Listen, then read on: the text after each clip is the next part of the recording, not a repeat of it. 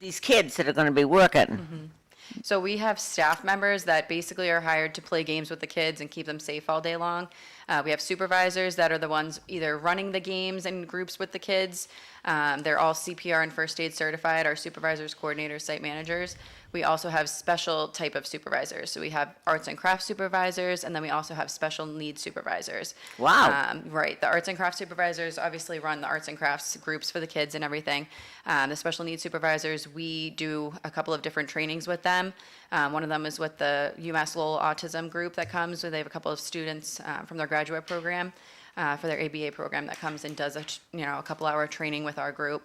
And those supervisors are basically there. The kids are in with the groups that are already being run, but the supervisors are there as like a kind of a buddy, like a one-on-one support system in case the kids that are in the group need anything. Start over. We had no audio until just Oh, that was just fabulous, Joe. yeah, so that was practice. Okay, here we go again. You're never going to be able to. Now, are you comfortable Sorry now? about that. Everybody relaxed and everything. Second time around's easier. Are we on? Yes, we are. We are on. Welcome I to. can hear you now, too. Oh, you can even hear me. Well, I was fiddling with how to spell Faticanti and how to spell Kaitlyn. I played on Facebook, not paying attention to it. So now the audio's good. They can hear us perfectly. And we're on Facebook and YouTube, so all my friends watching stuff. Even Beverly Anthes watches from Connecticut. So I'm Linda Bown. I'm your host. I have Kaitlyn Hickey and Peter Faticanti from the Lowell Recreation Department. And we're going to start over because I'm pretty impressed at what they're doing. They have all very comprehensive, starting with three-year-old. And so I'm going to throw it to you again. That was a practice run. Tell me what you're doing with the small ones, and we'll move it on up from there. Okay, so our Tiny Tot program that we have is at the Mahoney School. It's for And this is starting with summer, right? Yes, summer. Yep. So it's for kids ages 3 and 4. I should mention the majority of our programs are running from July 7th through August 15th. 6 weeks over the summer, Monday through Friday. All the programs are running from 8:30 to 2:30. Shed Park is the one that typically goes until 3:30. So the Tiny Tots program, we have the Pollard Memorial Library that comes into story time with the kids. They get free breakfast and free lunch. We also have a woman named Jeannie Mack that comes and does music presentations with the kids. She brings her guitar out and has some puppets and things, and that the kids really enjoy. And then we also do a lot of arts and crafts with them, sand and water tables. We also, at all of our programs, have the Lowell Police Department that will come and do a canine presentation. The Lowell Fire Department will come and do a fire safety presentation. Stormwater is going to be coming this year. Oh, wow. Right. Hannaford, too. They're doing a healthy snacks and healthy eating. We also have the Lowell Police. This is something new they're building in this year. They're going to have a couple of officers come to all of our programs to get the kids moving and do different, exercises with them and everything. Who else? We have Nice rapport. That established rapport. The kids aren't frightened of cops. They don't know, Yeah, it's so important. We also have the Good Vibes Shaved Ice truck that comes to all of our sites, which the kids and our staff enjoy as well. Oh, yeah. Yep. And the Flying High Dogs group. That's a new group. I almost forgot. They're going to be coming out doing, Frisbee presentations with their dogs. great. So it'll be really fun to watch. Yeah. Yeah. So now, and then there were other programs. I'm going to kick it over to you, Peter, as far as they start, what was the date again? So they start July 7th and they run through August 15th. And it's for kids ages 3 and 4. And then we also have the youth adventure programs for kids ages 5 to 13 at 5 different locations. Oh, and the locations would be? So the Maury School, we have the Busy Bee program at the Maury. And then for our youth adventure programs, it's the Daily, Shed, Wayne, Gage. Is that it? Yeah. So there's no reason not to keep your kids busy. No more South Common? No, unfortunately not. The homeless put that away? So the problem we run into with finding locations for programs is we don't have bathrooms at a lot of the parks. So we build programs around the schools, and when the schools have another activity in, so the past few years they had the idea camp at the STEM Academy. So it really eliminates the site for us to use. So we had to build our locations in by areas of the city and also school availability, so that way we can have bathroom and rain access. That's why that program's outside of Shed Park close at 2:30, because we have to be off property for the schools by 3. And then Shed Park, we have our own bathrooms on site, so on a regular day, we can be at Shed as late as we want. But then on rain days, Shed goes to a rain location, so they close early on rain days. We got a pool, pool in the South Common. I think that's a state pool. South Common's a city pool, it's one of our pools. Oh, city pool. Yep, but we don't have a rain, so when you run a program, you have to have bathroom access and also emergency rain access in case of any pop-up Yeah. storms. And there's no structure over there to protect the kids from thunder and lightning storms if they pop up, Good thinking. so, Understood. Thank you, Peter. sure. So how many kids are you servicing in the summer? So right now, we have almost 1,100 registered. That's impressive. So we have some different things going on. So for instance, some of our day program enrollment's a little bit lower than last year.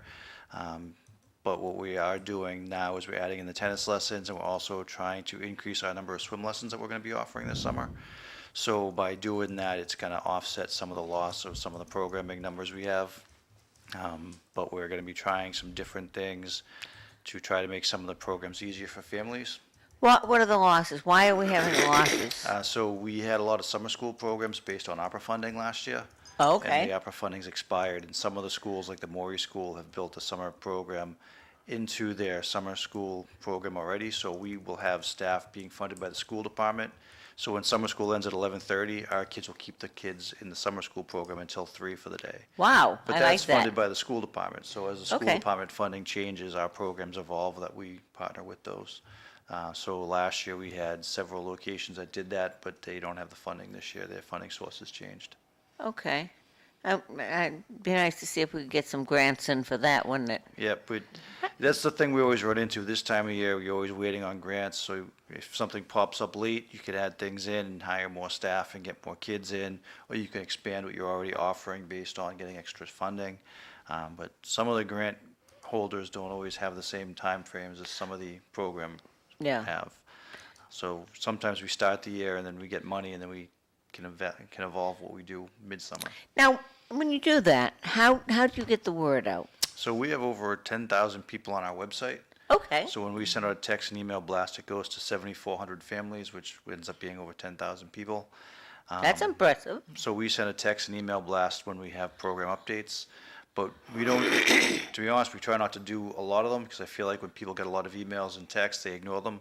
Good So point. we usually do it twice a year to 3 times a year to announce new program offerings, and then we use the text blast and the email blast for any immediate program changes. So if Shed Park has to go to its rain location, we'll send a text and email blast by 7:30 in the morning to let parents know that it is a new location for the day and a new pickup time. Good to know. We also have a Facebook page as well. Okay, and how would what is the Facebook page? How, So I run that. I basically, if we have any events coming up, I'll post about, come join us at this location during these times. We'll have games and arts and crafts, that type of thing. We also, during the summer programs, every Friday, I'll post pictures from the week that the different site managers will send me, as long as it's okay with the parents and everything like that, of course. yeah. And just for hiring purposes, I posted our flyer on our Facebook page. When Peter does the lifeguard training classes, I'll post that on our Facebook page just to help get the word out as well. Well, you mentioned earlier you had over 400 people applying to work, Yep. and it's an excellent opportunity for, I know when I was in high school and college, I lifeguarded, and so it's just a wonderful way to earn a little bit of money and just get the whole idea of working and responsibility, the things that. Now, during the year on rec, kind of go into what the programs, what it encompasses. Sure. So we run programs 7 days a week for most of the year. So typically, once the summer ends and close-up is done for summer, we immediately go into hiring for the winter. So our kids are considered seasonal employees, so they get hired for the summer, and then those who want to work for winter, we re-interview and rehire again for the Wow. winter. So they're constantly being interviewed, meeting with us, going through different trainings, depending on what they want to do. We start up in the fall. September, we typically start off with, end of September, we have a Taekwondo program that starts. We work a bunch of back-to-school events with the school department partnership. We run a flag football program of our own, plus we also partner with the Lowell Police Department on their flag football program. We start our after-school program usually end of September. We run a boxing program with the police department 5 days a week, Monday through Friday, typically from September through June. So we start up right away in September with a bunch of different things, and then right after Columbus Day, we start our typical night programs, and those go from about 6 to 9 at night, 2 to 3 days a week, depending on the school and what the program is. And what would that entail, those types of programs? So the night programs. So this past winter, we ran a basketball program at the Bartlett School on Mondays and Thursdays from 6 to 9. Kids can basically just come between the ages of 14 and 19, I believe. They come, they show their school ID, and they just play pickup basketball games. And then we have staff there that are just making sure that they're being safe, having fun, no one's getting into fights, no one's roaming through the school. And then we also have a volleyball program that's for kids ages 10 to 16 at the Pine School on Tuesdays and Thursdays. And that is basically, you can come play volleyball. We have people that come that have never played before in their lives, so very beginner level. And then we have kids that are playing for their schools. So it just kind of helps the kids that's learn cool. different skills. Yep. And then this past year, we ran swim lessons at the Greater Lowell Tech. We rented the pool out on Saturdays. and Really? Sundays. Yep, so we did free swim lessons all winter from mid-October to right about April vacation. Easter weekend was a weekend we ended the swim program. So kids will sign up, they'll get a swim test, we can determine their swim level, and then we'll put them in a swim lesson based on their level and age, so that way they're with kids about the same level and the same age as them. And they get a 25-minute lesson once a week in the winter, either Saturday or Sunday. We had about 350 people in swim lessons this winter. We started at ages 2 all the way through adult. That's awesome.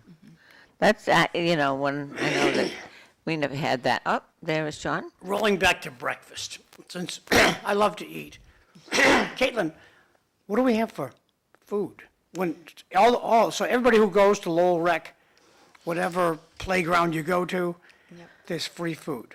Right, so all of the programs that we offer, the Tiny Tots program and then the Youth Adventure programs, they all get free breakfast and free lunch. So when I look at my breakfast plate, what is on it? So If I'm a toddler, yes, so sometimes they'll have, there's always a fruit, a healthy option, and then they might have, a cereal bar or a bagel, all different things like that. what am I drinking? Drinking Whiskey? milk or Milk? juice. Yeah, mainly, I feel like it's mainly milk or sometimes they'll bring out little juice packets as well. Okay. So the meals are provided by Aramark, so they're all school department approved lunches and DOE approved lunches. So the kids who are in Now, the free. Peter, have you tried these meals? I actually have not. So Because that's Aramark, for people under just, the age of 18, so we are not allowed to. Right.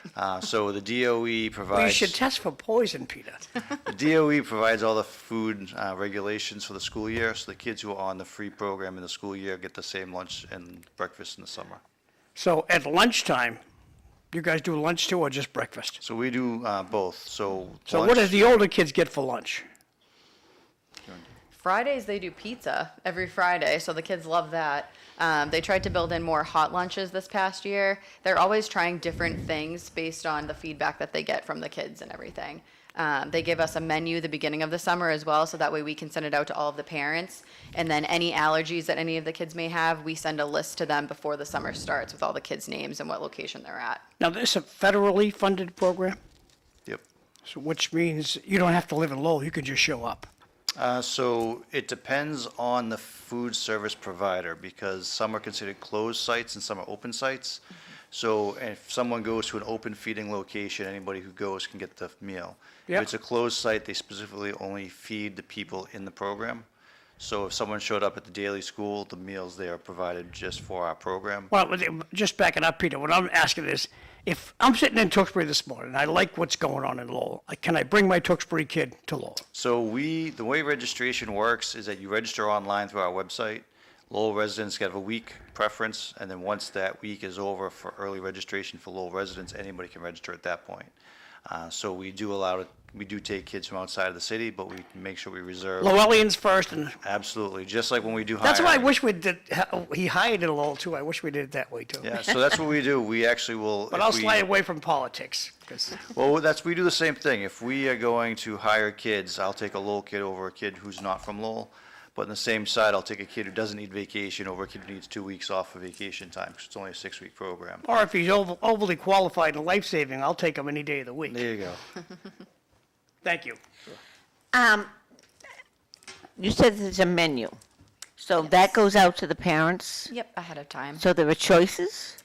Not typically choices. They give us a menu of what they're going to be serving on Okay. each specific day, but the kids can always bring a lunch with them on their All right. own. What is your website?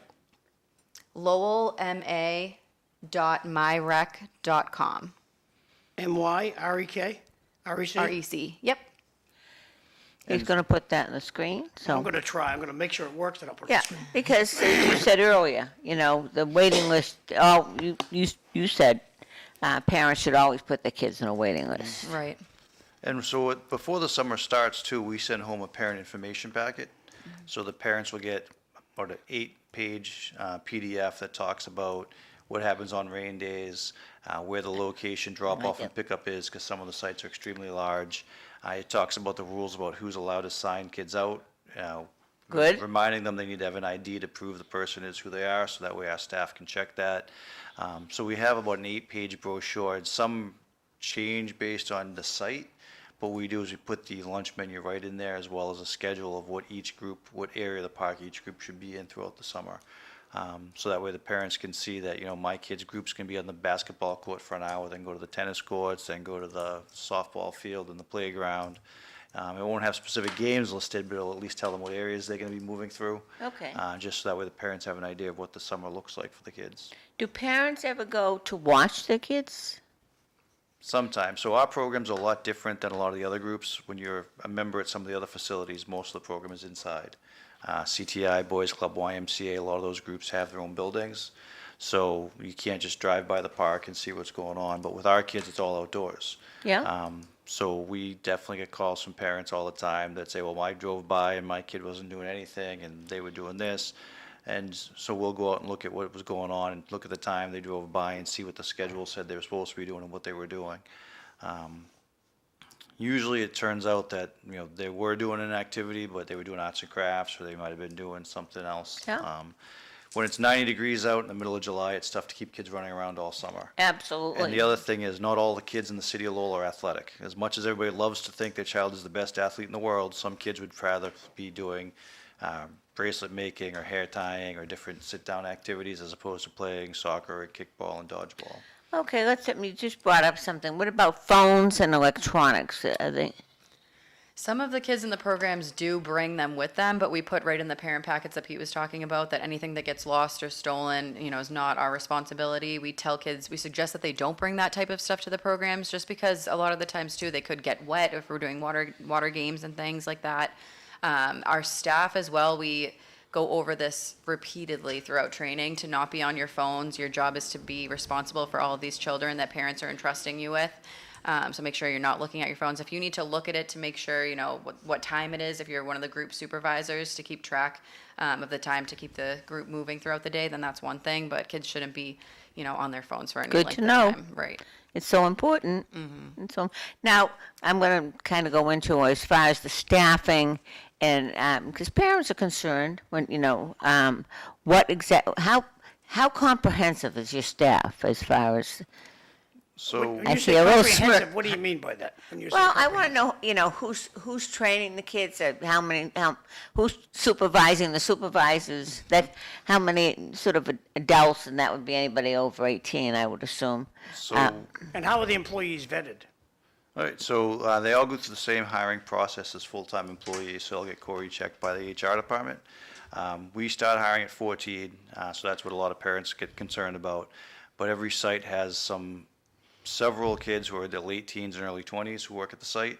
The way it works is we have to maintain a certain ratio of kids per counselor based on the Okay. age.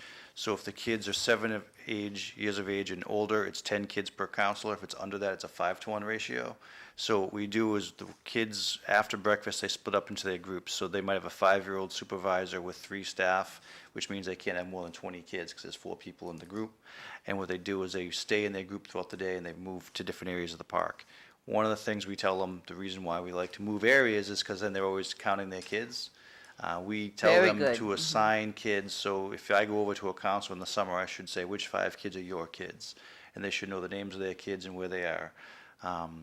Now, that doesn't mean that if my kid's wandering away, Kaitlyn's going to let him walk into the street because it's not her kid. It is a group mentality, but we want to know that when they're changing areas, they're all looking for their specific kids of where they are and what they're doing and keeping them in with the group. The supervisor is CPR and first aid certified, is always with the group. We do Red Cross Professional Rescuer certifications for them. We teach those in-house. The staff don't have to be certified. That's why the supervisors all are with their group at all times. If there's something they need to get, they send a staff member to get it and then have them come back to the group. The coordinator at each site has typically 2 to 3 supervisors that they oversee. And then there's one site manager that oversees the coordinators, the program, and deals with parents and vendors. Okay. And now, how many vendors? Linda, I got from the audience, Oh, good. Wow. and you might not be able to read this link because it's got a small print.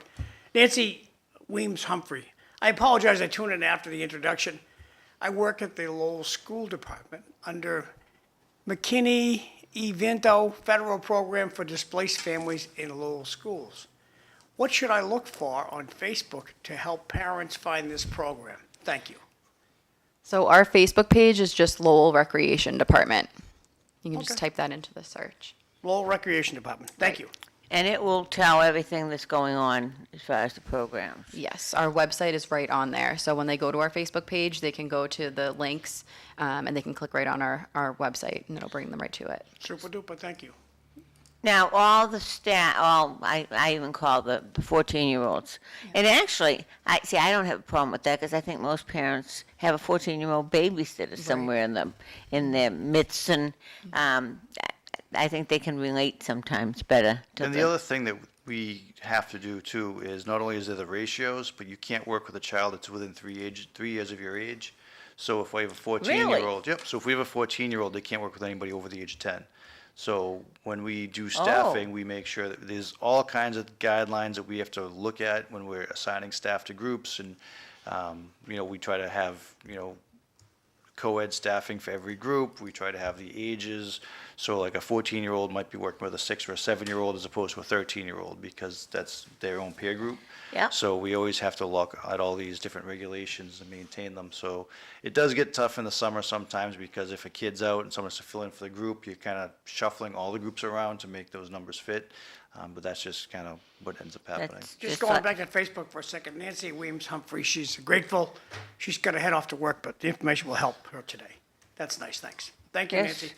But to Nancy, you were talking about how you work with the school department in programs. So she could reach out to, I assume, the school department as well. Yep, and we actually, we work with Rebecca Duda a lot, but we also offer individual schools, That's Dr. Duda. Dr. Duda. Dr. So Duda. there are definitely, we reach out to a lot of the schools and we have talked to her about having staff on site if they need for different events to help people sign up for the programs. So we bring laptops to different school events or the information sessions that they have sometimes.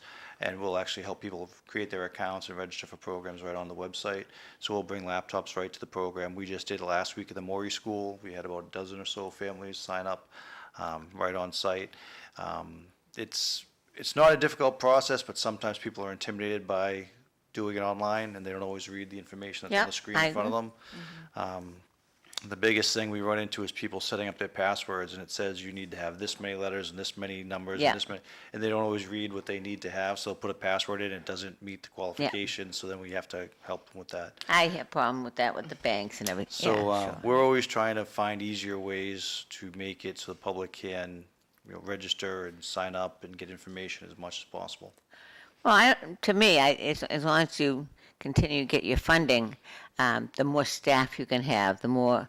And again, it's just an extension of the programs. If they now, does that happen? Do you have children that are in the program and then they move on to becoming counselors or? Yes, That is- we love when that happens. I know. Because, of course, the kids already know the programs inside and out. A lot of them care more about doing a good job with the program, too, when they were in the program themselves as a kid. And it's just great to see it come full circle. It also helps with training. So, we spend, for a staff member, they get an 8-hour day of training. And for supervisors, they have the 8-hour day plus another 4-hour day of training. But it's really tough to tell someone what's going to go on for the summer in 12 hours. Yeah. So the kids who've been through the program, they know what's expected of the program. They know what the staff do. They have an idea of what's expected of them. So it really helps us when we hire a kid who's in the program that they walk into the job already knowing what's expected of them. Yeah, So it does make a big difference as well. I think that's great transition. Because then that will, as they get older, they work up into other programs. And now, do you have after school during the winter? You were saying about your programs. Obviously, most of them are indoor. So they're at the schools, I suspect. Right. We have an after-school program that we work with the Maury School. We've been doing that one for years. And then we also have our night programs during the winter. So we have the Bartlett basketball program Mondays and Thursdays from 6 to 9. We have the volleyball program at the Pine on Tuesdays, Thursdays from 6 to 9. The difficult thing that we find with our employees is that they need to be over at least 16 years of age in order to work past 7 o'clock on a school night. So when we hire 14 and 15-year-olds in the fall and winter, it kind of limits to what they're able to do for us. Yeah. So backing up the bus to the beginning, how young can my kid be when I can just, you don't pick the kids up, I got to drop them off, right? Yep. Right. So there's no pickup. So how young can my kid be to drop the kid off at the rec? So for the Maury Tiny Top program, 3 years of age, as long as they're 3 by the first day of the program and they're potty trained, then they can come to the 3 and 4-year-old program. The other locations, as long as they're 5 years old and they're registered for the program, they can get dropped off until they're 13. And the very next year after graduating out of the program, they can start working for us. Wow. Beautiful. Thank you. Okay, now, for 3, that's wicked young. yeah, I mean, just keeping track of one 3-year-old. Well, the Maury school is really good to us. So we have 2 classrooms they let us use. The Maury's up in the Highlands, Yep. right? So we'll use the classroom space, then we'll use the gym, then we'll take them outside to the playground, which is all fenced in, then we'll bring them back inside. So again, because we're constantly moving the kids, we're keeping them busy, we're keeping track of where they all are at all times. The 3 and 4-year-old program is constantly in and out of those classrooms. So how many kiddos are supervised at a time? How many are in you must have more than one supervisor for, Yep, so a group typically is a supervisor and 3 staff, and then for anybody below the age of 7, it would be 20 kids for those 4 staff. And then once you get over the age of 7, it's a 10-to-1 ratio, so you can have up to 40 kids. But it's usually right around 30 for the older kids is what we have for 4 staff because of attendance. Not every kid comes every day. Our attendance rate's about 70% for the older kids, and it's probably closer to 60% for the younger kids. beautiful. now for the parents that want to sign up, what do they, walk me through the process, because again, you say that people are challenged, and and so they go and do they have, what they have to bring with them as far as identification and setting. Let's start with the younger ones. I have a 4-year-old. I think this is great. I love this, that they're keeping the children active and doing things. I just think that's fabulous. So as a parent, I bring my 4-year-old to you, and what do I need to be doing? Do you mean when you register for them? Yeah. Online? Okay, so all of our registrations are done on our website online. So as far, the only thing that you need to do is create an account on our website and then add your children as members. A lot of the times people will sign up for an account and they forget to add their kids as members. So then when they go to register for the program, it says it's an incorrect age. But it's because they're trying to sign themselves up instead of adding their children as members first and then adding their kids into the program. So once you click on a program and register for that program, then it will bring your program to the cart. So it's the same thing as online shopping. A lot of the times people forget that their item is in the cart, so then they'll think they're all done once they, technically register, but you have to go to your cart and then finish the checkout process. We always tell people that if you don't get an email back from us from the website that says that you're registered, the registration did not go through. So a lot of the times that's the issue. Okay, and like birth certificates, what do they have to, I say my child is 4. What do I have to bring to? So that's kind of the difficult part with the website is it's basically an honor system. So you just type in the child's birth date. So if anyone, lies about their kid's age or anything like that, it will catch up to them when they go to register for something and they're like, oh, no, my kid is actually this age. And then it's like, well, you put in this birth date. So Yeah. so it's all based on an honor system. We used to have, birth certificates, immunization records, all of that type of stuff. But then we switched over to the website and they can just register right online. So there's an interesting thing on the immunization. Is there any requirement on all that type of thing? So right now, because of the way the website works, it's not FERPA compliant, so we can't take any type of medical records. But we have, it's pretty much all kids who are enrolled in Lowell Public Schools. So all their records are already on file with the Lowell Public School System. Okay, But what we do too in the past, when we have had kids who the age didn't seem to match what they registered, we'll ask for birth certificates. So we do reserve the right to get any paperwork down the road from families. At least once a year, we go through and we look at the addresses, and we will have people who try to lie about being a Lowell resident. So we'll have to, ask for proof of residency at times. So we're constantly looking through the website and the registrations and the accounts we have. We have families who sometimes create multiple accounts, so then we have to merge their accounts together. Or we have people who have the same child on 3 times with different birth dates. So Oh, we'll have my. to ask for birth certificates. Yeah. So we're constantly trying to reevaluate and look through everything and, see what doesn't make sense. And like Kaitlyn said, a lot of times because the programs are by age or by grade, if someone says that the kid's old enough to go into a program and they're not old enough, it catches up with them when they try to register for another program for younger kids. Oh, yeah, and the grade thing, I mean, my grandson stayed back and I don't know, it was pre-K or K or one of those things, which I thought was wonderful on a maturity level, and what an improvement that is. But again, grade, I could see where that could complicate things. So the only program that it's done by grade is a U.S. Tennis Association tennis lessons. Okay. Everything else we typically do is by age. But when we do run into a situation with the grades, is that we have to go in and update it. Once they create an account, they can't change their age or their grade themselves. The website automatically does it on a yearly basis. Oh, that's it, okay. Yep, so That every makes sense. summer, so if your child's in grade 1 right now, the website in August will automatically make them grade 2. It automatically upgrades everybody. So sometimes we do run into a situation where a child's held back, and we have to go in and update that for the family. But the website typically ages everything up on their birth date and grades everybody up in August. Now, in classrooms, I have friends that are teachers, and discipline is an issue. How do you handle that? Because this is more, I mean, it isn't mandatory like school. They have to go, you have to take them, and they can disrupt the whole program and be an issue. What leeway do you have there? So each of the sites have triplicate forms that we actually order through Owl Stamp. So basically, if a kid's doing, having a great day, we can write on the forms that, so-and-so had a great day today, their favorite activity was this, or whatever the case may be. But typically we use those forms in terms of disciplinary issues. So if there's anything that comes up throughout the day that the child may do that's disruptive to the program, they'll get one of these slips that the parents have to sign off on once they pick up their child. If there's anything that's, violence related, the kids, we have the right to suspend them from the program for the next day or the next couple of days, depending on how severe the violence is. I think that's kind of helpful for the schools because they generally don't have that. It's just sort of one of these things that when kids are, they can acclimate themselves, and they will, and they'll push the bar. It is what children do. So it's kind of a nice thing for them to get used to, that, group activities, and you're working in a group. It's not all about you. Right. And the thing too about the triplicate form is when the parent picks the child up, the parent signs it. So that way we have it on record that the parent keeps a copy, the office keeps a copy, and there's one kept on site. So that way there's always a record of what's going on.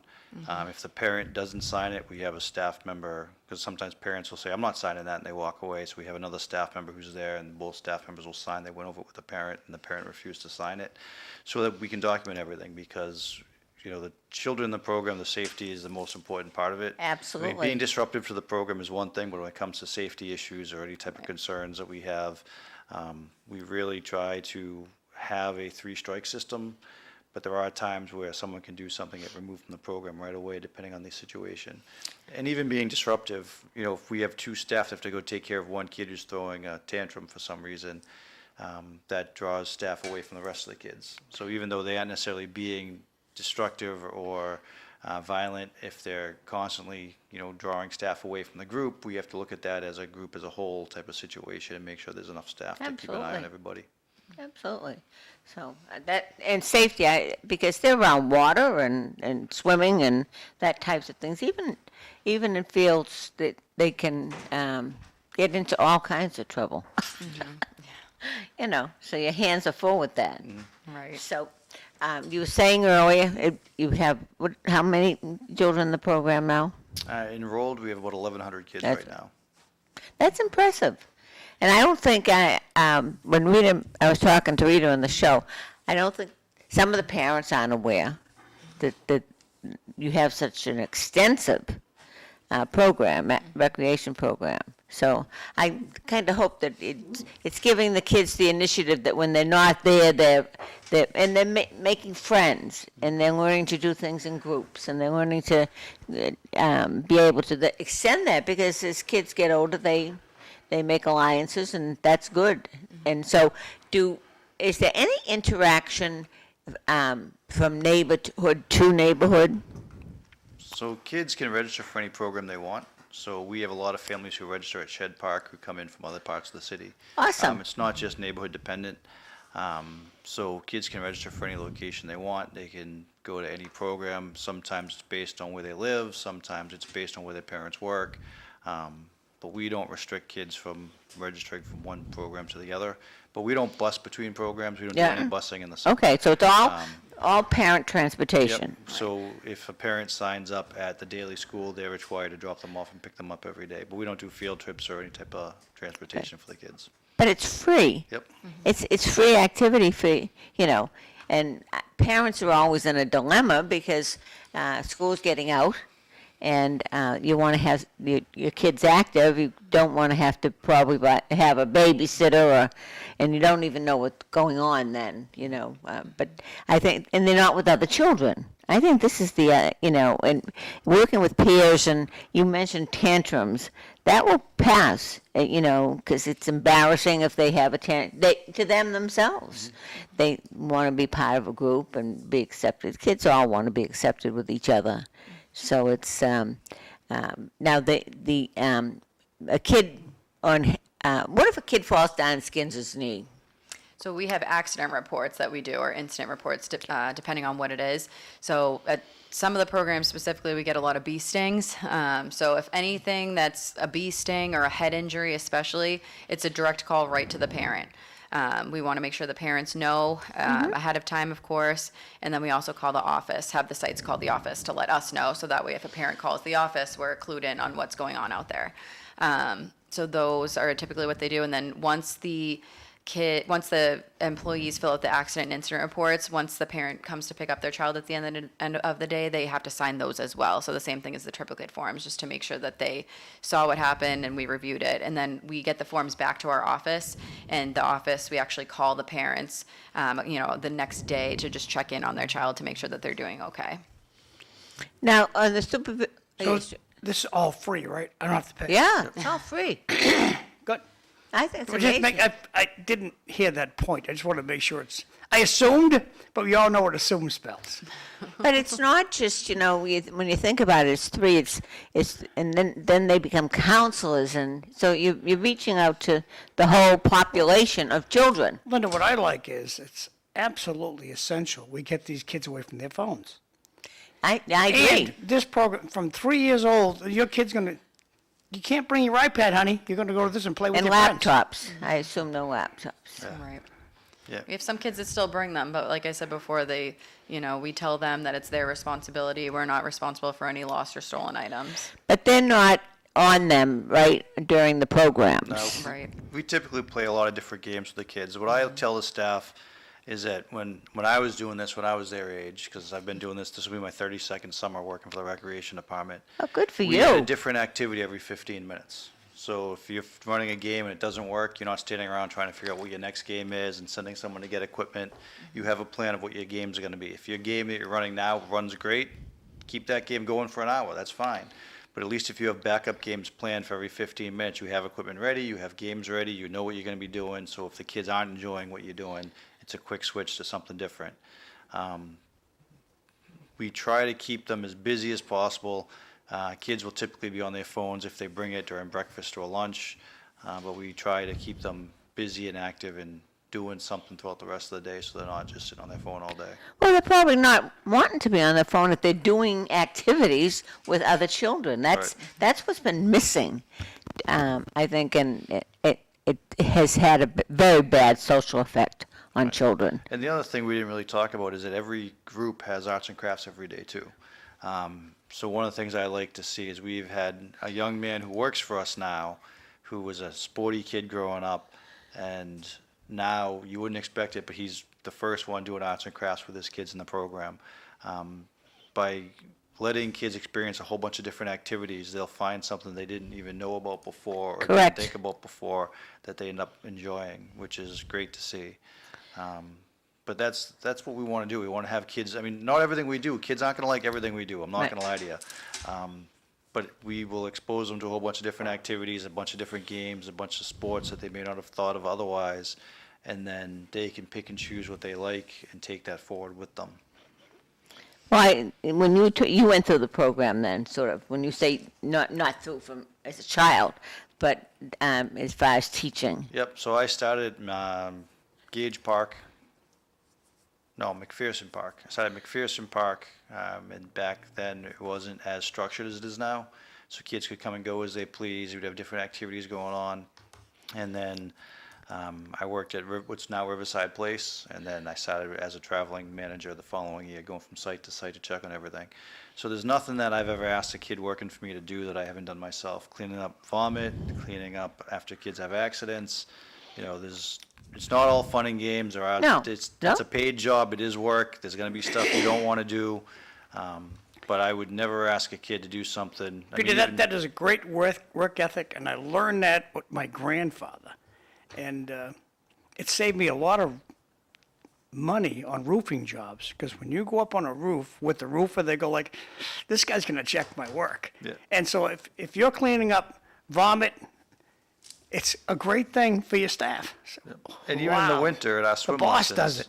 when we have kids who have accidents or who, get a cut on the pool and they're bleeding, we're all certified in first aid. We can all help the kid, but more importantly too is who's cleaning up the blood, who's cleaning up this accident. It's important for the staff to see that we're willing to do that kind of stuff, because then they can't look at me and be like, I'm not doing that. It's like, well, if I'm willing to do it, why can't you? Yeah. And that's also part of the reason why we travel to the programs throughout the summer, because if we're at the program, I think that they understand that we know what's going on, but it's also the parents see you at the program. They ask questions. I think they like seeing, like you mentioned, having an adult on site. I think they like at least knowing that someone's keeping an eye on things, even if you're not there all day. We want feedback. We want to know what's going on. In this day and age, you never get positive feedback. Everyone just wants to tell you what you're doing wrong. But you know what? Absolutely. The only way to get the program better, or to get anything better, is to know what's going wrong. And if someone has an actual issue with a program, I think we want to hear that. If someone says to me, you shouldn't teach tennis anymore because my kid doesn't like tennis, so everybody in the city should lose out on tennis, that doesn't make sense. Yeah. But if they can say to me, well, this didn't work because of this, that's something for us to keep in mind, because there are years where we run something and it runs great, and the next year it may not run at all. Absolutely. So we need to know what the issues are, we need to know what's going on, and we need to be able to take that feedback constructively and find a way to evolve what we're doing and make changes from year to year. I'm impressed with the flexibility of that, because you're absolutely right. You can have a program, you can have but every 15 minutes to be able to change. I want to know how you guys, and Kaitlyn, you can happily answer this, or how do you get around accidents? Very embarrassing thing for every child who accidentally goes to the bathroom, really didn't mean to. So what's the exercise you go through to keep the kid in class and not want to run away from the program? How do you handle that? So we typically, call the parents, of course, to let them know your child has an accident. What would you like us to do? Sometimes, a lot of the times, the parents will pack a backup outfit for the kids to change into, of course. So then we'll give that to the child, and they can change themselves. Sometimes the parents will even just come and change the child themselves, or they'll come and just pick up the kid for the rest of the day, if that's the case as well. And it also depends on the age of the child in the group Right. too. 'Cause Oh, yeah. sometimes you can say, hey, Jimmy, well, I need some help with this. Why don't you come help me? If you notice something, and you can kind of help them leave the area without pointing it out. Yeah. But it all depends on the program, the age, and what's going on. It's just a matter of being, more sympathetic than anything else. It's definitely tough when the other kids in the program notice before the staff does. But that's why we try to make sure the staff are kind of. Is it still a laughing matter to the other kids? I think again it depends on the age. I think when the kids are 5, it's a little bit not as much of an issue as when they're 13. Yeah. But it just depends on the situation. And that's kind of important to learn socially, how to act appropriately. That type of thing. I think that the whole program is if you've got a child out there that might think they want to get into childcare or get into teaching, what an opportunity to be able to, because they do have a short attention span. And so when you talk about 15 minutes, that's pretty impressive, I think. You've got some pretty well organized programs. That's what we hope for. We hope that they have a plan in place. Because, I will give our staff all the credit in the world. We can do all the planning and all the hiring and put everything together, but every plan breaks down on first contact. The kid gets out of the car and he's screaming, crying, he doesn't want to go to camp. That Oh, sure. changes how the program is going to look and how the plan we put in place is going to be implemented. So the more we have planned, the better it is for them to be able to implement it, because they have to be able to think on their feet. And that's the one thing that I will always say is it doesn't matter how well we plan it, it's how well they implement it, how quick they can make changes, and how they can kind of see what's going on. Because at the end of the day, it's the teenage staff that's out there, whether they're 14 or 19, they're the ones that are out there interacting with the kids, dealing with the parent issues, and they're the ones that have to be able to say, geez, these kids don't want to play wiffle ball. What can we do now? And Yeah. kind of change what they're doing on the fly. Well, that's pretty. Again, I can't say enough. Congratulations on your programs and the fact that they be that flexible, and it's such a good lesson. You're not only taking care of the youth program is not only taking care of the kids that in the programs, but the supervision and teaching them and bringing them up through the ranks that this is what is expected of you. Yeah. And whether you like it or not, it's a great work ethic. So we're running short on time. Peter, is there anything we didn't talk about that you wanted to make sure the audience learned? And Kaitlyn, you're coming up next. So one of the things that I did want to point out is that we do offer adult lessons as well. Oh. So we do adult swim lessons. We also have yoga and Zumba classes for adults. We do a dancing for adult program so parents can take swing or salsa lessons depending on the year, depends what we're offering. So it's not just kids, but we do offer programs for adults as well, both in person, and this past year our Zumba was done online. No kidding. Yep. Now, and in person, you can live in Centerville and go to wherever the class is. So we did our yoga program. Was it yoga that was at the Pine School? Yes. So we do yoga at the Pine School. We do a Zumba program both at Boarding House Park in the fall, and then she did it through Zoom last winter. We do dancing for adult lessons at a vendor in Chelmsford. So his location changes at times. Tennis too. We do tennis lessons for adults. So we try to have something different all the time, but it's not just for kids. A lot of people just think of us as a summer program for kids, and we do programs, like I said, 7 days a week for most of the year for all ages. That's, So Kaitlyn, anything we didn't talk about you wanted to talk about? So I think we talked about this during the first take without the audio, but the different positions that we have for the supervisors, we have the arts and crafts. Oh, and we you're looking also for have- help, right? Yeah. Okay, well, first question is, what's it pay? So the staff positions make $15 an hour. $15 an and that hour? goes up from there based on certifications. Our lifeguards make $20 an hour. Okay, so I interrupted your train no, of you're thought, sorry. Please put the train back on the track. So the other special type of supervisor position that we have is a special needs supervisor. I previously mentioned that before, but those supervisors, they're with the groups themselves, and then if a child is in the group that might be, on the autism spectrum or any type of just extra support they might need, that special needs supervisor is there to help them throughout the day. So I just didn't want to point that out as well. And then Peter mentioned the the swim lessons that we have. We're also building in more adaptive swim lessons to help any child that might need extra support like that as well. And the staff that the young, let's go from 14 to 18. 30 seconds. That are applying, what do they have to bring with them when online? What do they have to Apply to work yeah. for us. They don't need to bring anything with them. We have an application that's on our website as well as in our office, so they can just either fill it out either way and then turn it into our office. 10 seconds to say goodbye. Okay. The big thing is if they do an application, put your phone number on it. We have a lot of the kids that don't put their phone numbers on it. Yeah. Well, kids need to learn that, and, I'm impressed. I'm so glad I had you in. Anytime you want to come back as you update programs and seasons, please do. Open door. Healthy. Very Thank proud you. of what you guys are doing. God bless you. Thank you very much. Thank you for having us. Thanks for Awesome. coming. See you next time. It's nice meeting you. Nice meeting you.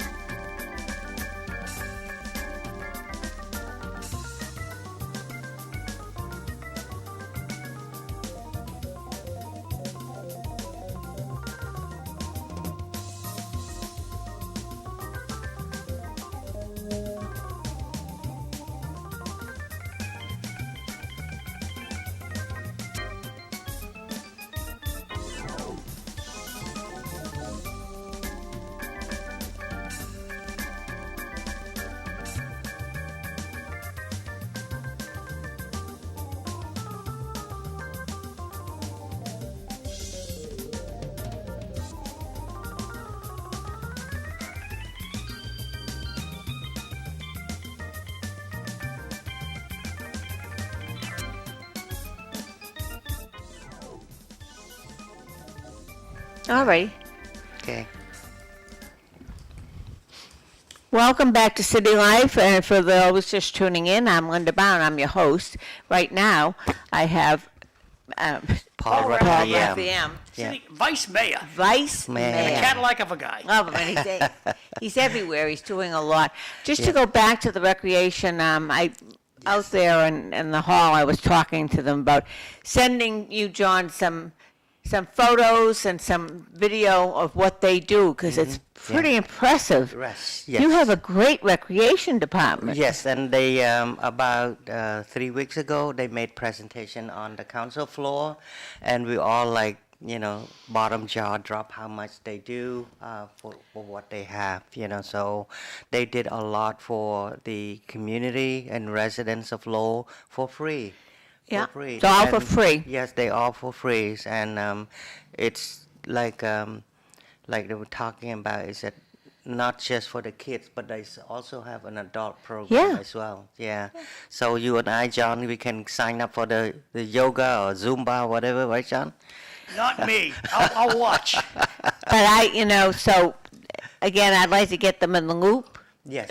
communicating, and Yes. you talk about presentations, because that programs like that, Paul, that people don't know. People don't, yeah.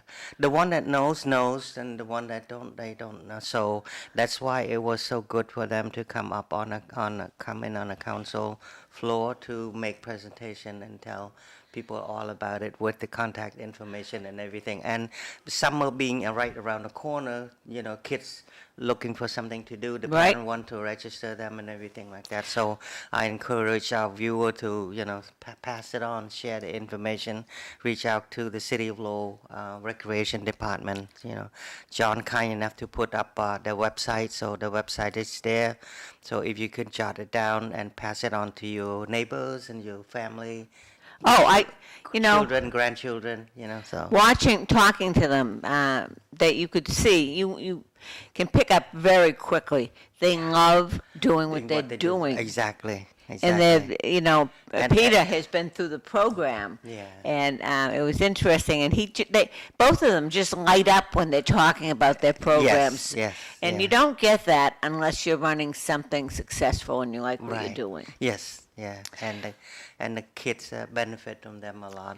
The other program that I would probably ask John to reach out to is the police Police Okay. Cadet Academy.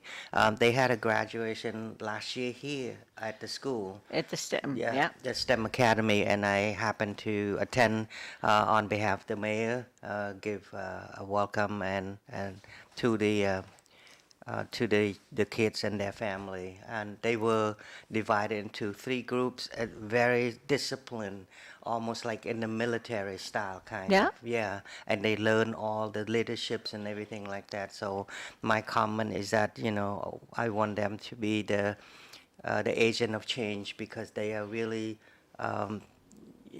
taking the discipline and work hard, and achieve the graduation just like a military school. Well, you can't, that once you learn that, like again on the recreation, these 14 to 18 or 19-year-olds that are in there working with them, they learn a work ethic. They Yes. learn how to get, and getting all these children together, Right. so that they understand it's Right. not all about you. Yes, and that's what this type of program will develop. In addition to give them something to do, is the leadership. You build up the skill. You build up the skill. In addition to leadership, it's to work together as a team. Yes. To solve problem, and hopefully that carry to the home life. Helping their parent and their sibling and the neighbors and the elderlies and stuff like that. in their Speaking family. of team, Yeah. how has it been? You're vice mayor. Yes, ma'am. How is that? I mean, let's talk about that. Of course, you're coming up for re-election, Yes. but you have been and I know that you've been active because I see you on Facebook and I talk to the other councilors. Yeah. And so you again, like Peter, you seem to love doing what you're doing. Yes, I love being the vice mayor simply because, I had an opportunity of a lifetime to represent a good city of Lowell. So I attend every event that is possible. You're talking about ribbon cutting, new business open up, and you talk about flag raising and other events. The flag raising. Yes. I love that. The idea that, you talk about a city that welcomes everybody. Everyone. Yes. Yes. And that sends a wonderful message. Right. John is good enough to put up certain flags and certain time. I don't know how the system works because sometimes I saw a different flag, sometimes I don't see anything At the all. funeral home, how that works is, Okay. one of my favorite stories, it had this Italian lady. She calls me up, Yeah. and she's got this strong Italian accent. She lived down at Bishop Markham. And she calls me, why don't you put up an Italian flag? Your father, he'd be so disappointed in you, never put the Italian. I says, sweetheart, we only put the flag up if you're dead. So you So- don't really want that flag. So that means if the Italian flag's up, or the Cambodian flag's up, or whatever flag's up, that means we have somebody in the house that passed away with that nationality. All right. That's why it changes. Okay. Now I know the story. The rest of the The story. rest of the story. Yes. Now, speaking of flags, let's talk about the flag program Yes. that you have Yes. done. Yes. Thank you. That's a great transition. Yeah. May 13. Well, Paul, first of all, what's going on here? Okay. You can enlarge it, can you? Just see the flag, and that would be the Ladd and Whitney, monuments in front of the city hall. So that's right in City Hall. Right in front of the city hall. You see, I made a motion last year that we honor all our veterans who gave their ultimate sacrifice, who are from Lowell, from the beginning of the Civil War until today. So I reached out to local historian Dick Howe, and I asked him, could you help us, identify all the soldiers who passed away, who gave their ultimate sacrifice from Lowell, similar to what they do in Boston, on Boston Common on Memorial Day. So Richard brought he compiled a list together.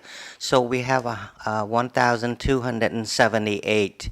So after the Lowell Sun ran the story, the gentleman who lived in New Hampshire, Amherst, New Hampshire, reached out to the reporter, said, I checked the city's list. There's one person that missing. John Stanley. He used to live on Chapel Street, and he died during the World War II, and he was buried in France, during the World War Oh, II. wow.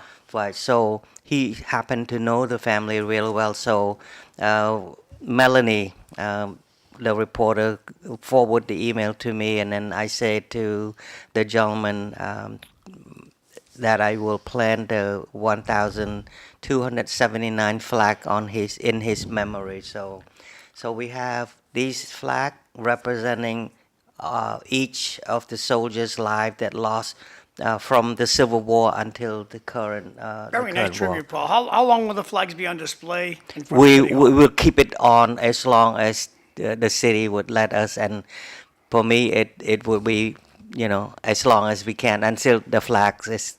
Well, Mother Nature's going to make the grass grow. Yes, sir. Yeah. But and then we had, and then on the 23rd of May, we had the unveil of the hometown hero banner. So that morning is really rainy and cold, so we had an event inside, and we have 40 kids from the Merkland, the fourth grader from the Merkland School came to sing for the veterans and everything. And then Oh. we have the ROTC who present the flag, the color flags, and then we have families who were there. It's really lovely. So the morning I walked in and the flag in front of the city hall were gone, I was petrifying. So it turned out to be that DPW staff took him down and then cut the grass, and they put it back Wow. just in time for unveil of the Hometown Heroes banners, and it's beautiful. The day after we planted May 13, that weekend, the UMass Lowell commencement started, and I was honored enough to go and greeting everyone on behalf of the city, the graduate 4,445, and their family came to the commencement both in the morning and in the afternoon. This is the undergrads groups, and Dick Howe was one of the recipient of the community award in the afternoon, and he turned to me, he said, thank you, Paul, for putting up the flags, because all the family who came to Lowell for the UMass commencement see that flags, and everybody drove by, they say, wow, all the flags so beautiful. And then people start to talk about what happened, why the flag and all of that. So I think that that's been missing. I think that and I'm very impressed that you, and I wanted to get into your story, that we do honor and we do recognize, and it, America has a history, Yes. and we've had some bad times, but we learn from them and we move on. Right. And you came to America as a refugee. Yes, yeah. If I could tell my story, my father was in the Cambodian army, and his unit was sent to protect the capital of Cambodia, Phnom Penh, during the Vietnam War. It's so April 12, 1975. American evacuated their last employee from the capital, including Ambassador John Dean, who were evacuated and then left, and then on April 17, 1975, the Khmer Rouge stormed the capital and took over the country, and that's the beginning of the killing field that more than 2 million Cambodians were slaughtered because of who they are, starved to death, and died of sickness, illness. Those are the story, and my father never came home, and that's why when I became a counselor, I made my priority to recognize the veteran and their family, because if a soldier was sent to the front line, that means leave a void in the family. So, for example, if the husband was shipped out, to the war, that means the wife or the mother have to take up all that responsibility, taking care and raise the children and all that alone. And they made all sacrifice. Some of the soldiers came back, some never came back. So the least that we can do is to remember them and thank them for the ultimate sacrifice and their sacrifice to leave their home to defend our country and freedom around the world. So as a result of the killing field, I'm the only survivor in my family.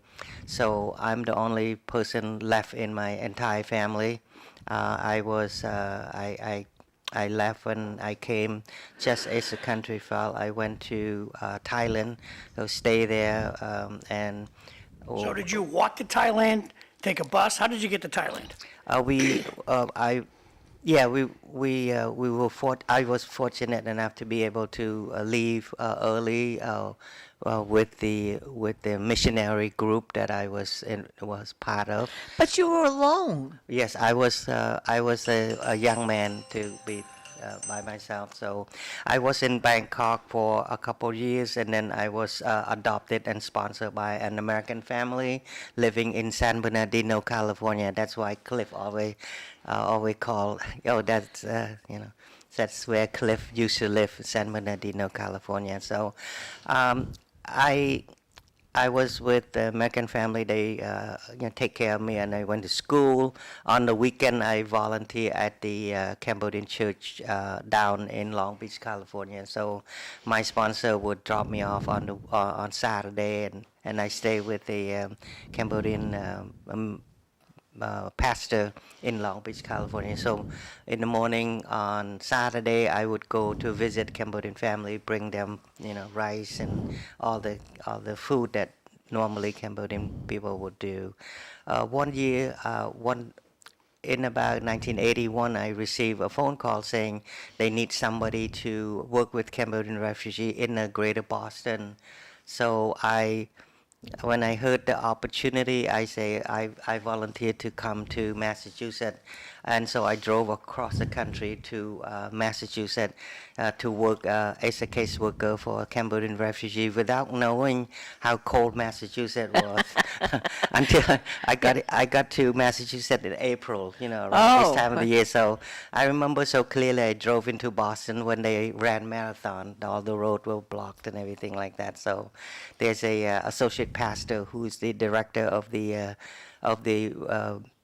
a resettlement agency called World Relief. He lived in Malden, so I stayed there with him, and then later relocated to Revere. That's where the church is located. The associate pastor, he's a pastor of the church in Revere, and that's how the Cambodian community in Revere was established, because my job to go out and then meet the family when they arrive at the Logan Airport, and to find a house for them, apartment, and take care, register kids for school, adult for education, ESL class, English as a second language classes, and register them in a training program so they would be trained and then eventually employed. So that's how I got involved in the Cambodian community since 1981 here in the East Coast, and my job evolved. So I then got hired by the Executive Office of Public Safety, working with all the Southeast Asian community throughout the Commonwealth, and my job is to go to different the district attorney's office. They have a meeting. The chief of the Suffolk County, the Essex County, they have a meeting regularly with all the chief from all the cities and town in all those counties. So my job is to talk about the cultural differences, and one of the cultural differences is that when an officer had a interaction with a Southeast Asian person, they said that they never look me in the eyes, So in this culture in our country, when I speak with you or I speak with John or people of authority, I don't look them in the eye. That means I'm not telling the truth. I have something to hide, especially with the police, right? In the So then- US, in USA. yeah, so I have to explain to the officer that, the culture is different. Back in Southeast Asia, when you see people in authority, you don't look them in the eye. This is traced back to being in front of the king. You don't look king in the eyes. You always look to the floor.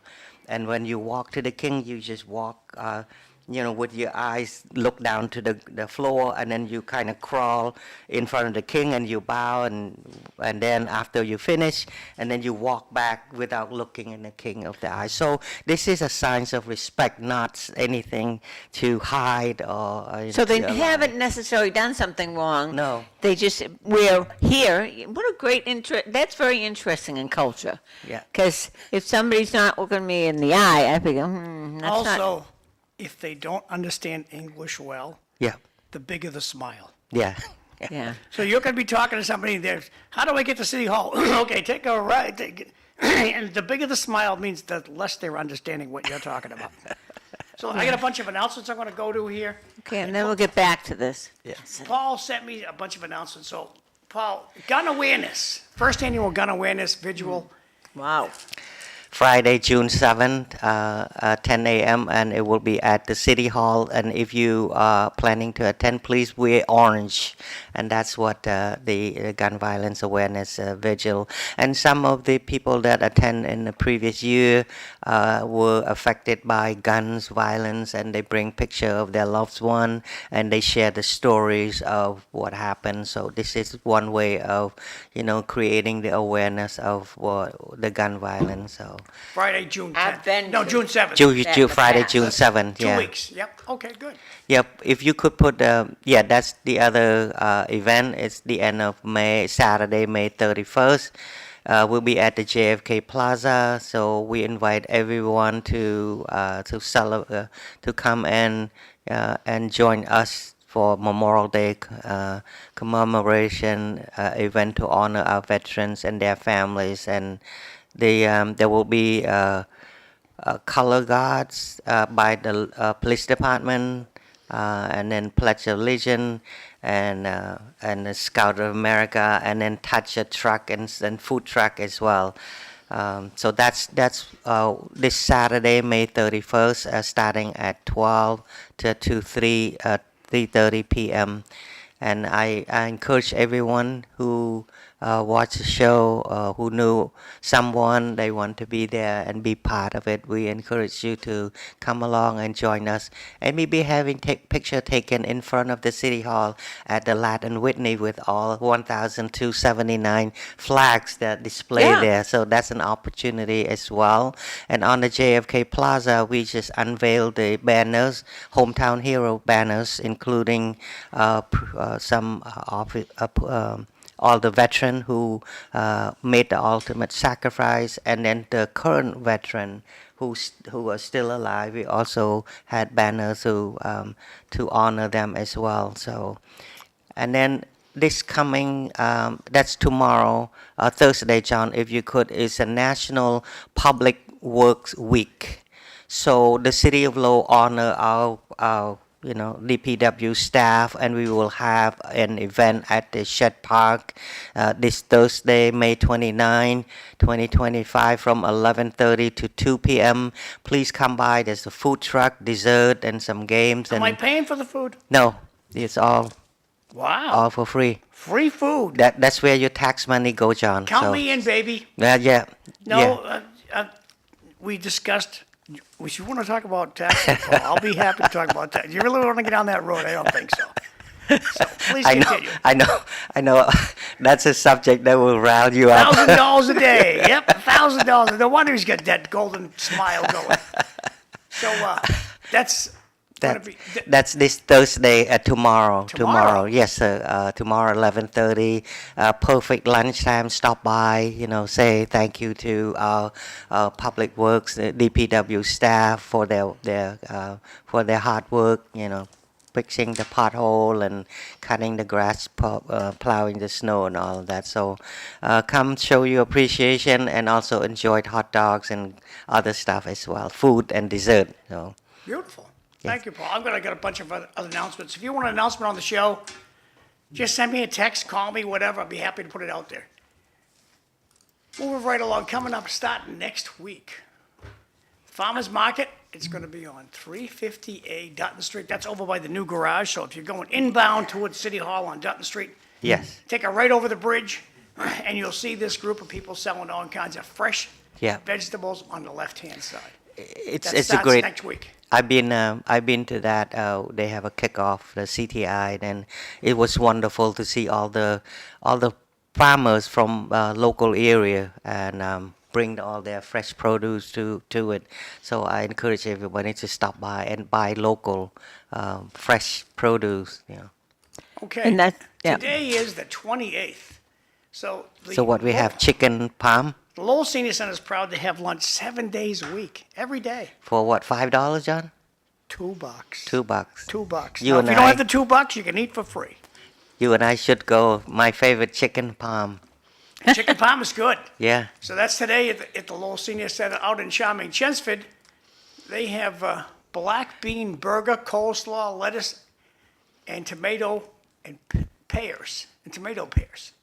I don't get what that, but at any rate, that's Chelmsford's feedback today. Tonight at the Immaculate Conception Church, if you have a friend of yours or if you have cancer, you might consider going to this. I get the minus sign so it fits. Okay, no, that's too small. Now I'll drag it down a little bit. Okay, so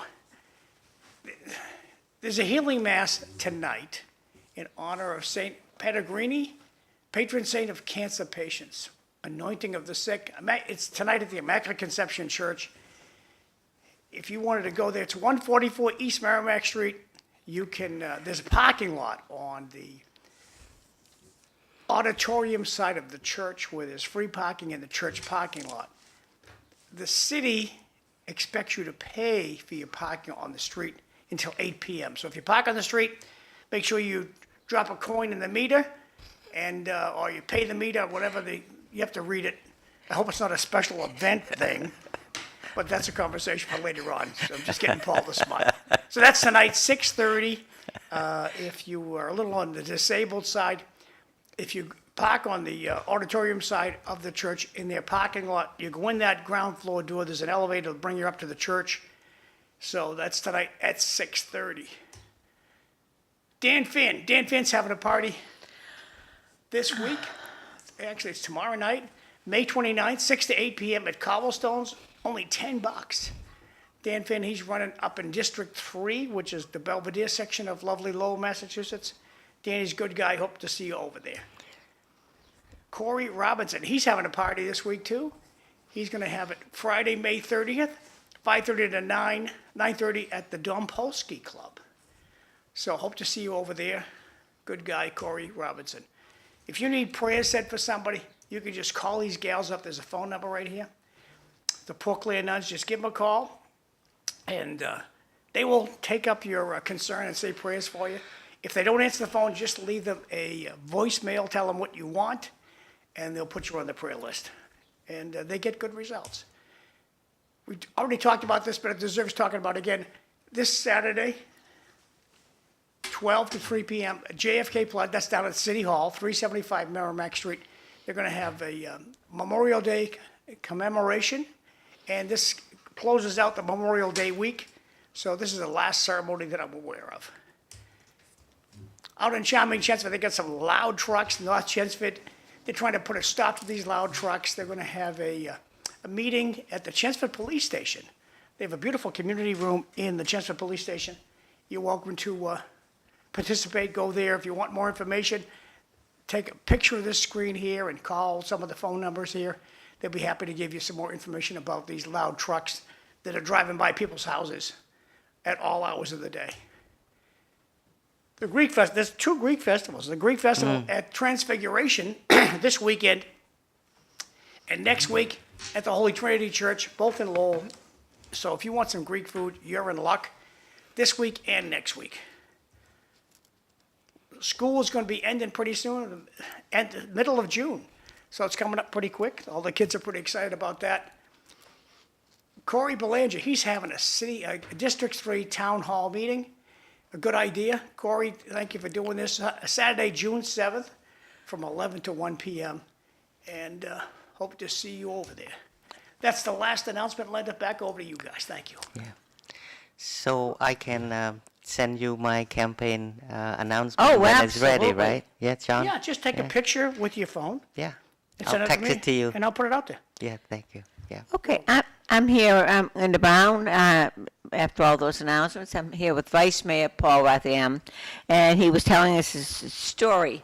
And it gave me pause because Mark, it was a refugee. He was an Armenian refugee, and he came to America. I was Linda's boyfriend, just so you know. And it's interesting to see that your dedication Right. to the country, it's almost like, is that what it takes? Because I think we've gotten lax, and we don't respect. We see the bad things that happen. We're very quick to say, oh, they're doing this wrong, they're doing that, and we don't think that the people in the country and the soldiers, that we have the freedom to say things are bad. Right. When you talk about your culture and looking down, and it's just an interesting thing, and they're all different in Lowell, of Right. course. It's so diversified, and it's important. They seem to be appreciate America Right. more. Right. We take it for granted.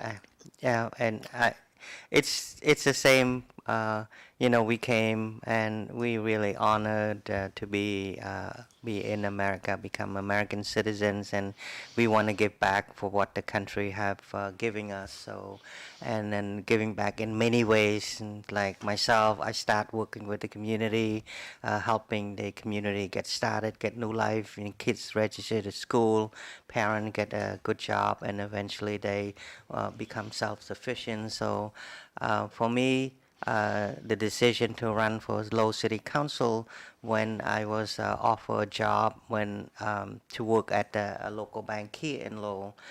When I was working for the state, I got a phone call and say, hey, we at Lowell Institution for Savings, we need somebody who speak Khmer, the Cambodian language, to work with the community because we saw stories on the local newspaper that Cambodian refugees were mugged on the street and they lost everything in their purse for the lady, carry money, carry jewelry and everything. And we as a bank thought that we can help the community, educate the people to keep the money in the bank, not at home or carry with them. So Good point. yeah, so they offer a good salary, and I thought, well, maybe it's time to transition from the public job to private sectors, right? So I came to Lowell to work in 1989 in Lowell here. So I knew of Lowell when I was working in Boston because International Institute of Lowell worked with Cambodian refugees on High Street. That's where their office, and I had friends who worked there, so we talk all the time, compare notes between Lowell and Boston area, Revere and Lynn and Chelsea. That's the area that I work cover.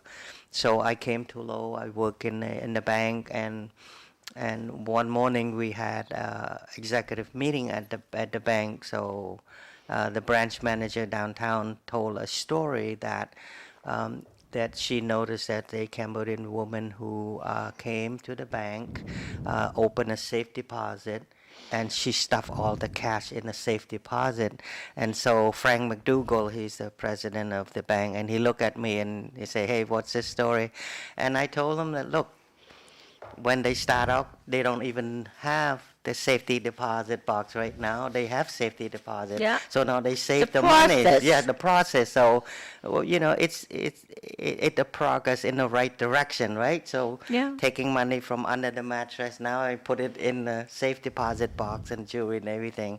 And Frank looked at me and said, hey, tell them that they open a savings account, put it in the bank, and they earn interest. So I made the point that these people don't trust government, and they don't trust the bank, in their Rightfully country. so. Yeah. Rightfully so. Yes. Imagine coming to a country that you don't speak the language, it's a totally different culture, Yeah. and thank God there are people and organizations that reach out. Right. Yeah. Yeah. I got two comments from the audience, Paul, then we'll get back to your train of thought. Vice Mayor Paul Ratha Yem is a kind gentleman, and very thoughtful and polite of his colleagues on the city council. He did a good job filling in for Mayor Rourke last night. Thank you, Gene. He's a great representative of the city. Thank you, Gene Balkus. Thank you, Gene. We got one more. Thank you, Gene. Please ask Ratha Yem, where do you get the best Cambodian grub? I would have thought that Oh. came from you. Well, that's why I said I'm putting this one up for sure. So what are your thoughts, Paul? I want to, See, We- food. They may not know what grub is. I have to tell the Lindas what a grub. Now, grub could be this. A grub hub. Yeah. food. It's a food. Yes. There are a number of good Cambodian restaurants here in the city of Lowell, Well, and give us that's three. the hidden gem that no one, well, not a lot, well, good number of people know where the restaurant is, but many doesn't know. We have people coming from outside of Lowell, travel from Nashville, New Hampshire, Yes. from the Boston area to come to eat here in the city of Lowell. So We where have are a- those restaurants? we have one. We have one Couple Square. We have one at what's the name of the one in Couples? Phnom Penh. It's the name after the Give me that capital. again. Say that three times. Phnom Penh. Phnom Penh, yes. Phnom Penh. Phnom Penh. Phnom Penh. We call It's right Phnom in- Penh restaurants, right right? in Couple Square? Well, it's a Couple Square. and then we have one across the street from the Boys and Girls Club. Yeah. It's called Red Rose in Pineland Plaza, the Red Okay. Rose. Yep. So if I go to Red Rose, I would go for it's called Phnom Penh noodle, right? It's a special noodle like the Vietnamese call pho, but we call it the noodle Cui tiêu. The word Khmer for it, Cui tiêu. That means noodle. You say Phnom Penh noodle. That's the best. That's if I want really Cui tiêu noodle. Go to the Red Rose on Middlesex Street across from the Boys and Girls Club. See, whenever you go out to lunch with a Cambodian guy, let them order for you. It's Yeah. completely different food. When Yeah. you like, I go to lunch once in a while with Dominic Lay. Yeah, And we always go to a Cambodian restaurant, and I say, Dominic, you got to order. yeah, And I just tell him I don't want spicy. And Yeah. bingo. yeah. Absolutely delicious food. Yeah. So the third one is which one, Paul? The third one is famous one. It's called Simply Khmer. It's on the name escaped me. Simply Khmer, Khmer. If you Google that, you will It might see be it. in Middlesex. No, it's on. School Street? No, off of Chelmsford Street. The Liberty? Lincoln Street, Lincoln, number 21 Lincoln Street. So that's Simply Khmer. If you Google it and you come up, they became famous in about around 1997. The food critic Zimmerman came to Lowell and did a show there. Wow. And then gave he sampled the foods and everything, and that's how the restaurant becomes so famous. And then it's a really, see from outside, it doesn't look really that nice, but you go inside, well decorated, and feel comfortable, good vibe and good food, and they serve authentic Cambodian husband and wife operated Simply Khmer. And recently they got the grant from the city to do a big mural on the wall. They put it up there. So if you stop by 21 Lincoln Street in the city of Lowell, Simply Khmer, I would recommend that if you want to go. That would be the first place that's right there, John. Okay. Yeah. Yeah. Okay. Yeah. I'm going to try and make a point to do that. Yes. Now, is it? So you know where Lincoln Street is? Yeah, off of Chelmsford If Street. I can swing this around. Yes. This is Chelmsford Street. So Right. you're coming down Chelmsford Street and you get Make to a left turn take a left up to Lincoln Street. And Right. it's this first big on your building. left. Yeah, it On the say left. zoom on the name, John. Say Simply Khmer. Yeah, that's the entrance there. See the Simply Khmer fine Yeah, the Cambodian restaurant cuisine. can't, Yes. logo, I can't get rid of that. Yeah, but they we are got the really. door. Yeah, Even better. they are well known. People Closed from Monday and Tuesday, but everything else is open from, 11 to 9. yes. Oh, 10 to 9, Saturday, Sunday. Now, is it a very hot, I think No, it- you let them know. Just like I don't like hot, but they have many other dishes that is just real plain authentic, not spicy. I love spice food, but not as spicy. So I just do a mild. My wife always make fun of me because I don't handle the hot too much. No, I don't either. And it's, but the spices, The a spices totally is really- different flavor. Exactly. Some of these spices are being used in traditional medicine. So they become ingredient in the food. So in a way, you eat, and then some of these spices also can be medicines as well. So like what we call tamarind, the tamarind powder, they use that for Yeah. inflammatory, and then ginger, and all I of do a that. lot of ginger. Yeah, the ginger, they're part of the spice, and many other And that's not spices. hot. No. But it's a spice. Yes, it's a spice. It's It gives you a distinctive. really nice flavor, and aromas of the food. So And Pan Plaza, I'm very familiar with Island, right? a wonderful jewelry store. That's where Yes. most of my jewelry comes Yeah, from. yeah. Pineland Plaza is where the Red Rose is located. But then another Cambodian restaurant is become my favorite also. Is a large family operate that called People Tmay. Pipoptmai located on Brand Street. If you're coming from downtown on Middlesex Street, the road will split. To the Yes. right is Middlesex, and to your left is Brand Street. And then the Middlesex and Brand Street will meet and merge. It's like Dover Square, they call it. And then the restaurant is small one, run by all the family member. Their food has become my favorite, and the portion is large as well. It's Now- called Pipoptmai, PEEPHUM, Pipoptmai, and THMEI, Tmai, meaning New World. New And- World. New World, yeah. Do we have to make reservations? No, all of the restaurant just walk in. Yeah. If you have special event or special friend from outside, I would recommend taking them to Simply Khmer, because it's the decoration. She did a really good job. The husband is a cook, and she also helping with decorating. And it's beautiful inside, really comfortable and really good. Yeah. It's cozy, and you bring friends, and you have all different type of Cambodian food. You start with the appetizer. The appetizer I will recommend is like spring roll. They roll it up, the Yeah. meat. If you want a meatless, they would have cucumbers, bean sprout, and basil, and then wrap it in a noodle, and then you dip it in a peanut sauce. Just be sure that if you're allergic to peanuts, just to let them know. They have a sauce, and then they put the peanuts in it, and that would be my recommendation. Fresh and healthy, and you do. Quite frankly, what you need to do is invite a Cambodian friend to go with you so you know what to do when you get to the restaurant. So this comes in from the audience. Linda, what's your favorite place for grub? Wow. I see. I've always gone kind of north to Nashua because it's so close to Tingsboro. that's okay. But I'm going to work on. Most I'm people going to make a have point to cars. go down there.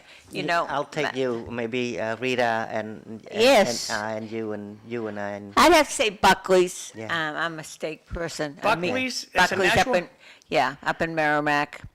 Oh, Merrimack, okay. And close to Dorian.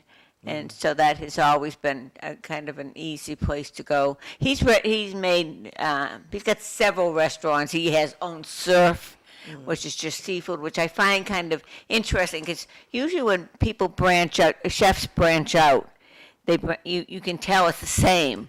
And it started with Michael Timothy's, and then he added surf, and then he had Buckley's. It's pretty much a steak place. Haven't been there yet. It's where the Country Gourmet used to be. It's really very good.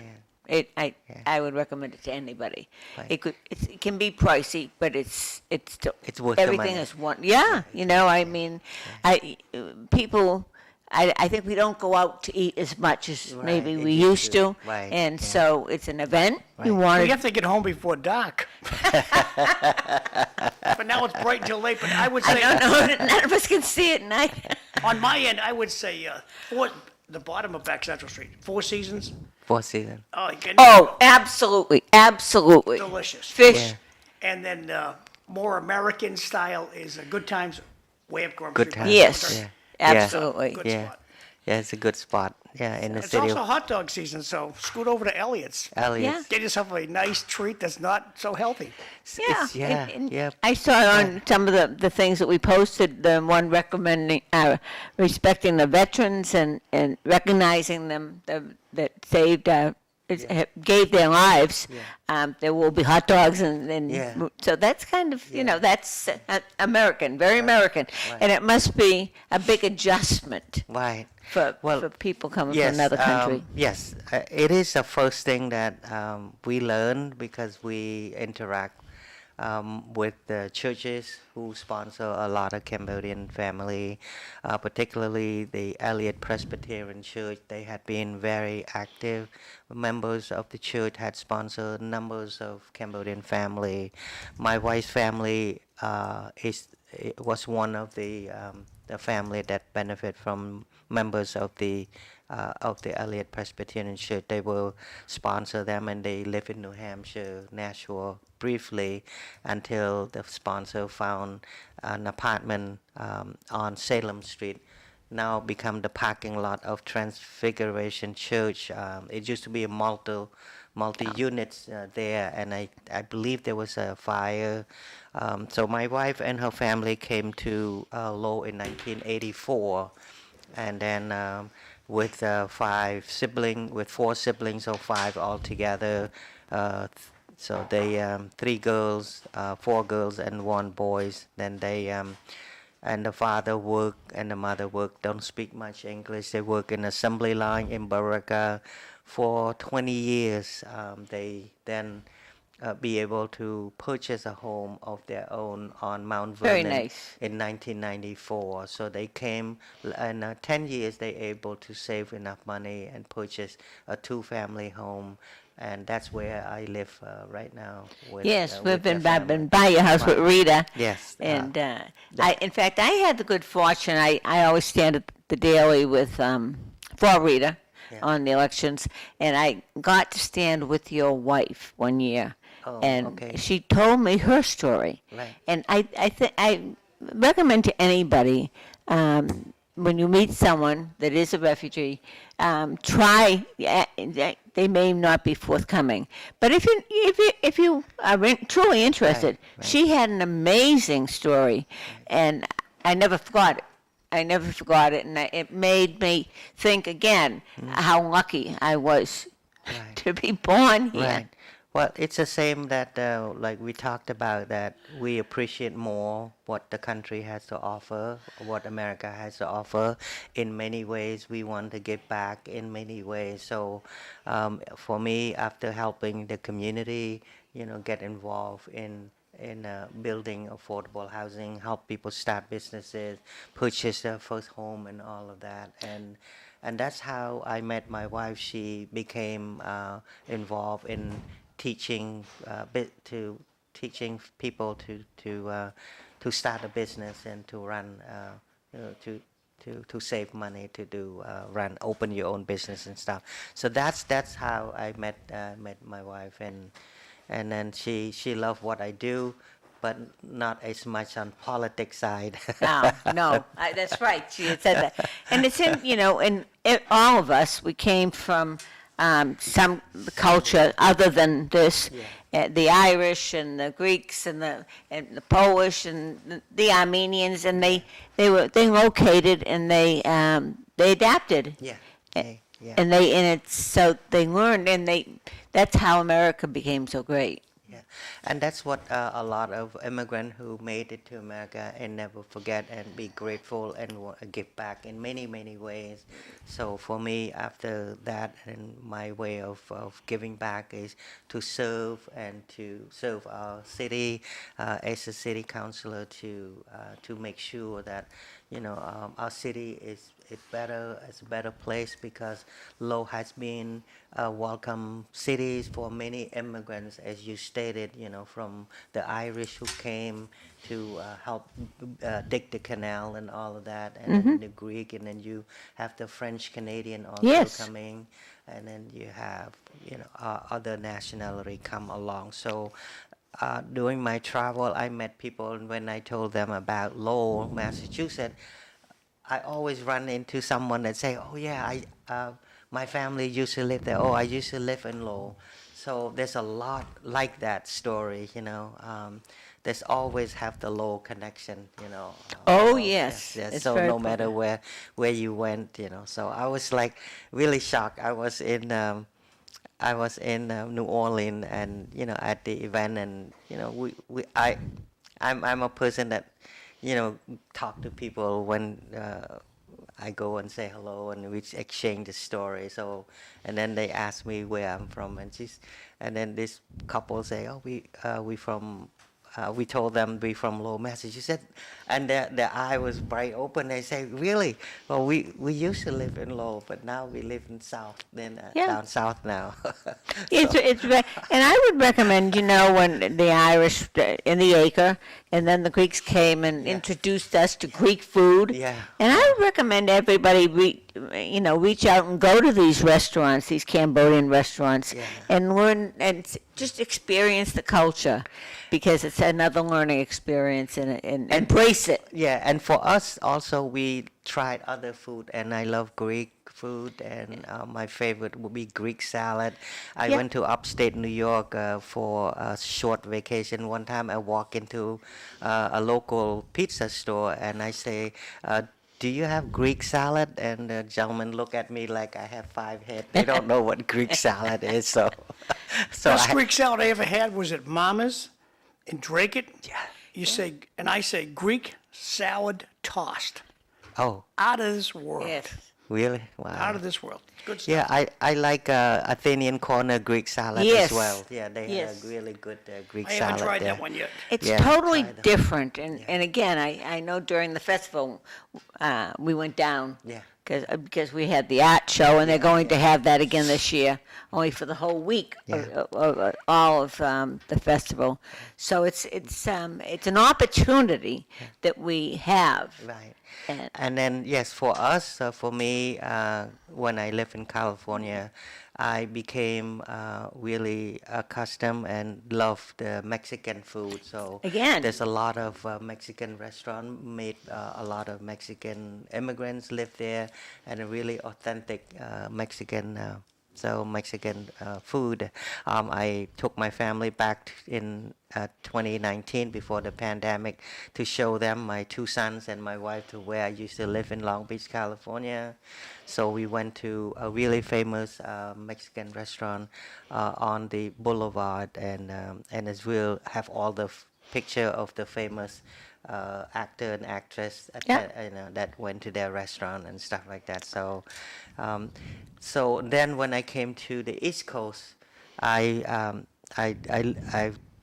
really liked Italian food. That would be my next, and then I love Italian food, all type of Italians. Yeah? So people, and Again. then I love. They came I to love the North End, the Boston. North End. Oh my God, its food is good, and that's the best part, is that the Italian food go with the red wine, and now I become really learned the red wine, different type of red wine. It's very- it go really well. I think that with the illegal immigrants, that's such a controversial issue, because we have so many refugees that came. There's a big difference between being a refugee and Right. being an illegal. And then being a refugee, you end up working and becoming citizens. We got 2 minutes left. Tomorrow, the host is going to be Glenn Thorne.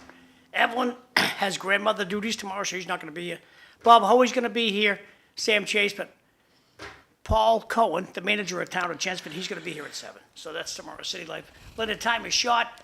You got about a minute. Okay, Well- tell me quickly because we went off Right. a little bit, but I enjoy learning and, Right. and for Thank the you. people to hear about it.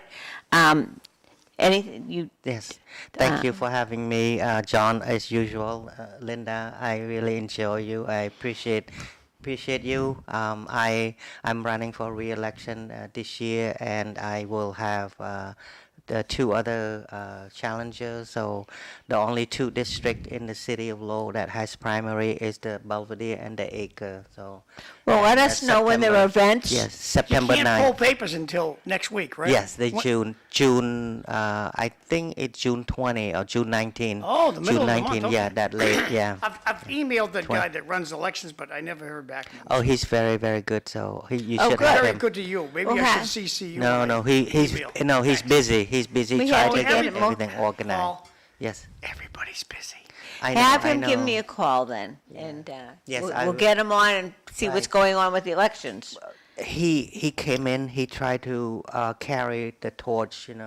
Pappas. Greg Yeah, Tapp. Pappas. Yeah, and then he reorganized. Get ready for we have the primary and then the election. So he trained all the all the volunteers, all the poll workers, and all of that. So that's why he's unable to go places so much because everything need to get organized, get ready for. What am I paying the my election. taxes for? Yes, Well, yes, and I Greg know. Pappas explained that. I'm in just the kidding issue. you. Yeah, And I know. Lowell, you have the ballots in so many languages, you Yeah, don't see yeah. that. Certainly in Tingsboro, you Right. don't see it. So. Right.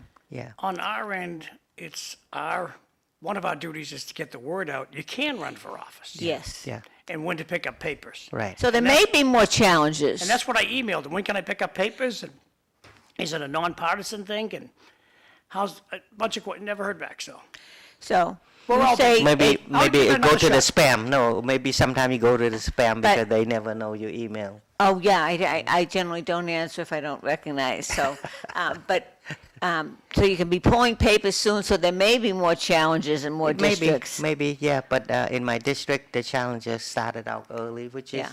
which is good, to let everybody know that if you run as a challenger, the early announcement, the better for you to get your word out and stuff like Well, that. you've been So, very active in the acre. I know that, and brought a lot to the table. Yeah. We have to go. Unfortunately, what a wonderful day. Everybody, enjoy today. It's going to rain tomorrow. Thank Oh, you. yeah, thank you. Thank you so Thank you. much. thanks, Thank kids. you. Nice job.